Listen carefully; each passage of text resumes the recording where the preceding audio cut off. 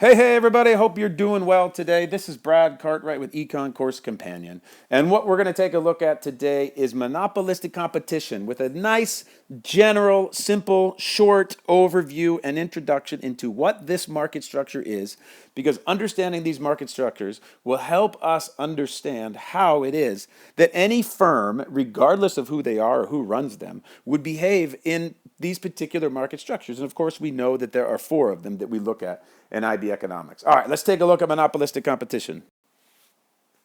So, to get a definition, one of monopolistic competition is one of the four market structures with the following characteristics: a large number of firms with substantial control over market price, with product differentiation and no or very low barriers to entry. And one of the great examples that I like to give to this for this market structure is like, imagine you live in a small town and there isn't a sushi joint in your small town, right?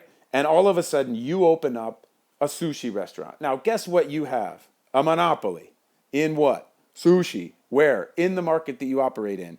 But the thing is, could you just come in and charge like a super high price for sushi? No, not really, because even though you're the only product differentiation, you're the only person with sushi in town, you're not competing in the sushi market. You're competing in the going out to dinner market.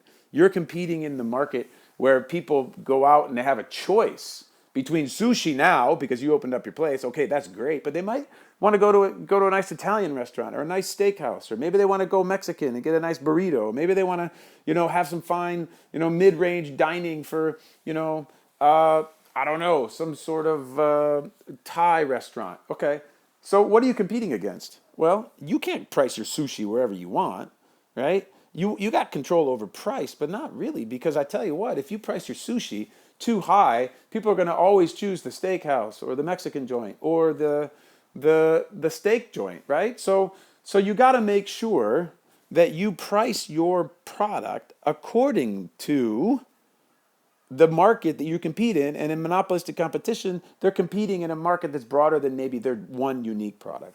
All right, and another example of this, if you follow, NBA basketball, and it's a global sport, but Nike and Adidas.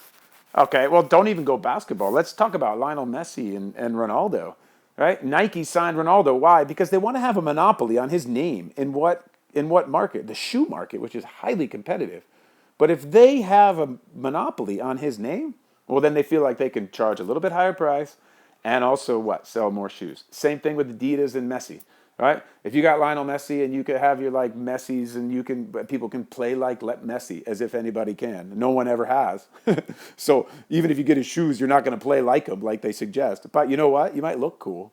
Or you might feel good because you got a pair of Messis. Yeah, sure. Well, it's the same thing with LeBron James. If you go into NBA basketball, Nike signed LeBron James when he was coming out of high school. The dude was 19 years old, 18 years old, and he signed a $90 million 10-year contract with Nike. The kid was 18, man. Why? Because they wanted a monopoly in a very competitive market, because they wanted to own his name. And that's where you get the Kyrie Irving shoes that come along later. And this applies to all a bunch of different, clothing, detergent, computer, publishing, furniture, and restaurant industries. Okay, so that's monopolistic competition. I hope that gave you a general overview of how it works. Remember, these are market structures that dictate behavior by firms. So any firm that's out there, if put in a different structure, is going to behave differently, just like you behave differently when you're at school versus when you're at home or with your friends or with your grandparents or whatever the case may be. Okay? Cool. Remember, economics is human behavior. If this gets confusing along the way, just back up and be like, okay, how would I operate in this situation? And I'll tell you what, your hunches are as good as anyone's hunches, if you just trust it enough and think about it enough. All right, my friends, be good to one another. Be kind to yourself. I hope this video was helpful. We'll talk to you in a bit.